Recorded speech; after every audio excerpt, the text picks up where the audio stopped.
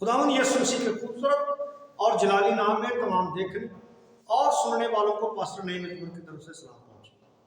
मसीह यीशु में मेरे अजीज बहनों, भाइयों, बुजुर्गों, बच्चों, पिछली वीडियो में हमने फरिश्ते का पैगाम चरवाहों के नाम इस पर बात की थी। आज हम क्रिसमस या यौम वलादत अल मसीह की पहली इबादत और उसकी तरतीब पर बात करेंगे।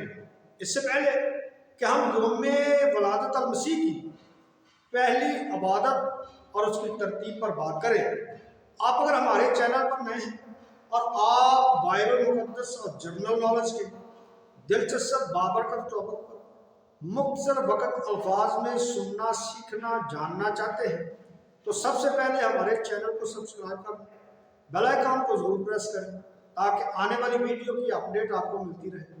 और मेरा ईमान है चैनल को सब्सक्राइब करना आपके लिए बरकत का, खुशी का, इल्म में तरक्की का और सोच में तब्दीली का बायस होगा। आए फिर यौम वलादत अल मसीह की पहली इबादत और उसकी तरतीब और उसका असर उस पर बात करते हैं।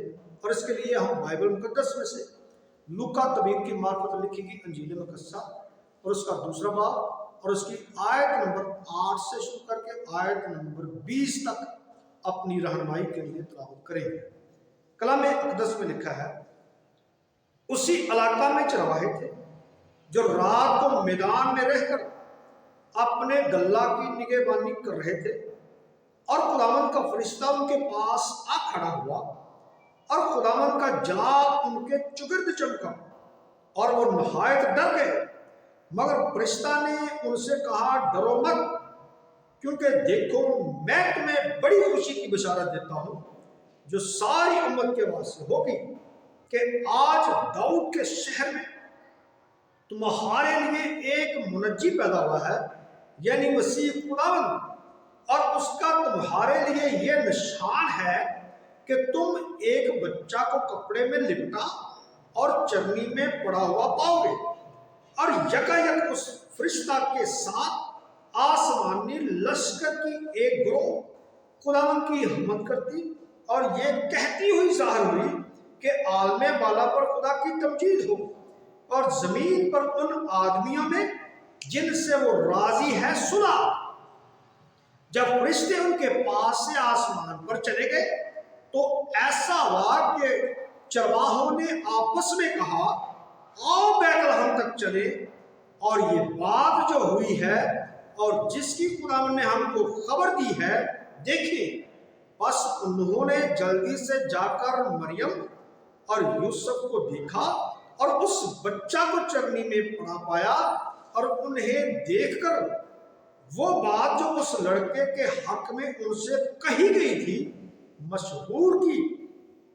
और सब सुनने वालों ने इन बातों पर जो चरवाहों ने उनसे कही ताज्जुब किया, मगर मरियम और उन सब बातों को अपने दिल में रखकर गौर करती रही।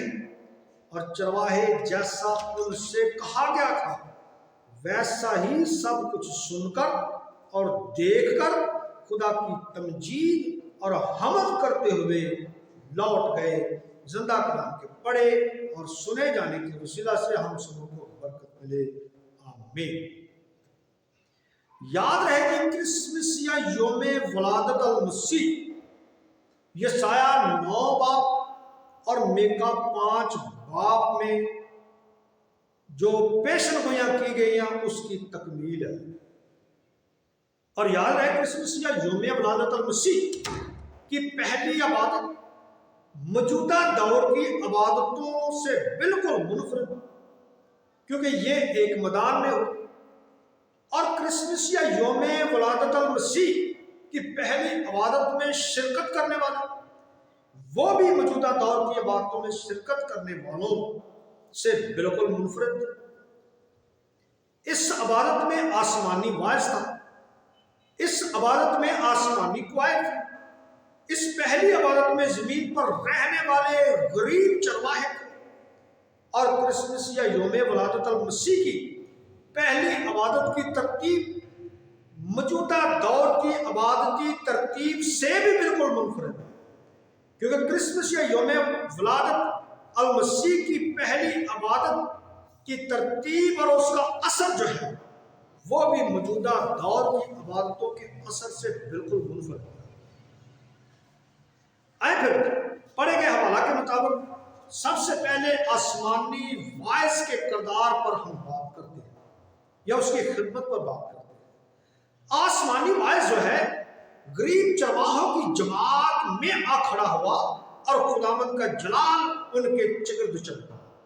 آسمانی وائس نے سب سے پہلے ان کو خوشخبری کا کلام سنانے سے پہلے، ان کو پیغام دینے سے پہلے ان کے ڈر کو، ان کے خوف کو جو ان کے ذہن کے اندر، دل و دماغ کے اندر تھا، اور اس ڈر کو، اس خوف کو، اس دہشت کو دور کیا۔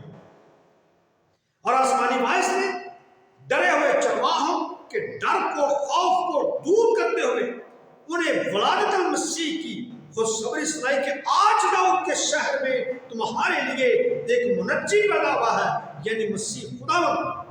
آسمانی وائس نے ولادت المسیح کی خوشخبری سناتے ہوئے انہیں ایک نشان دیا اور واضح نشان دیا، اور اس کا نشان کیا تھا کہ داؤد کے شہر میں تمہارے لیے ایک منجی پیدا ہوا ہے۔ اور دوسرا نشان، تم بچہ کو چرنی میں، کپڑے میں لپٹا ہوا پاؤ گے۔ اور تیسرا نشان، تم بچہ کو چرنی میں پڑا ہوا پاؤ گے۔ اور یاد رہے آسمانی وائس کے کیے گئے واس میں سے چند ایک سچائیاں سیکھنے کو ملتی ہیں۔ مثلا جو وائس آسمان کی طرف سے ہوتا ہے یا خدا کی طرف سے بھیجا گیا ہوتا ہے یا چنا گیا ہوتا ہے، جب وہ خوشخبری کا نبوتی کلام پیش کرتا ہے تو وہ نشانات کے ساتھ ہوتا ہے۔ اس کے منہ سے نکلا ہوا کلام، نبوتی کلام، نشانات کے ساتھ، دلائل کے ساتھ ہوتا ہے۔ لیکن جو وائس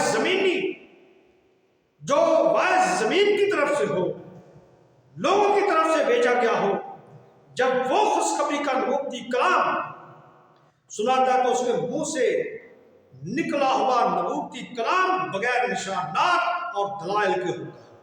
اور یاد رکھیں، جیسے ہی آسمانی وائس نے اپنے وائس کو ختم کیا تو آسمانی کوائر حمد کرتی ہوئی ظاہر ہوئی، اور اب ہم آسمانی کوائر کے گیت کے موضوع پر بات کرتے ہیں۔ آسمانی کوائر کے گیت کا موضوع دو اہم باتوں پر مشتمل تھا۔ نمبر ایک، عالم بالا پر خدا کی تمجید ہو، یعنی آسمانوں کے آسمان پر خدا کی تمجید ہو، خدا کی تعریف ہو، یا دوسرے لفظوں میں آسمانوں کے آسمان پر رہنے والے بھی خدا کی تعریف کریں۔ نمبر دو، زمین پر ان آدمیوں میں جن سے وہ راضی ہے صلح، وہ خدا کی تعریف کریں، جن سے خدا نے صلح کی ہے یا جن کے ساتھ خدا نے صلح کرنے کا ارادہ کر لیا ہے یا جن کے ساتھ خدا کی صلح ہو چکی ہے، وہ خدا کی تعریف کریں، وہ خدا کی تمجید کریں۔ یا جن کے ساتھ خدا راضی ہو چکا ہے یا جن کے ساتھ خدا کی صلح ہو چکی ہے، وہ خدا کی تعریف اور خدا کی تمجید کریں۔ اب ہم آسمانی وائس، آسمانی کوائر کے گیت کا چرواہوں پر کیا اثر ہوا اس پر بات کرتے ہیں۔ یاد رہے، جیسے ہی واز اور گیت چرواہوں نے سنا، ان کا خوف خوشی میں بدل گیا۔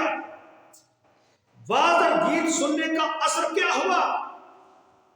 ان کا دل پرستش کی روح سے بھر گیا، ان کے دل و دماغ میں متحرک کرنے والی زبردست قوت پیدا ہو گئی، اور انہوں نے کہا آؤ ہم بیت لحم تک چلیں، اور یہ بات جو ہوئی ہے اور جس کی خداوند نے ہمیں خبر دی ہے اسے جا کر دیکھیں۔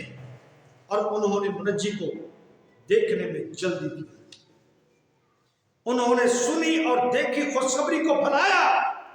چرواہے حمد و ستائش سے بھرے ہوئے اپنے گھروں کو لوٹ گئے۔ اگلی ویڈیو میں ہم مجوسیوں کے 3 طوائف پر بات کریں گے۔ تب تک کے لیے آپ سے اجازت چاہیں گے۔ خدا آپ کو برکت دے، آمین۔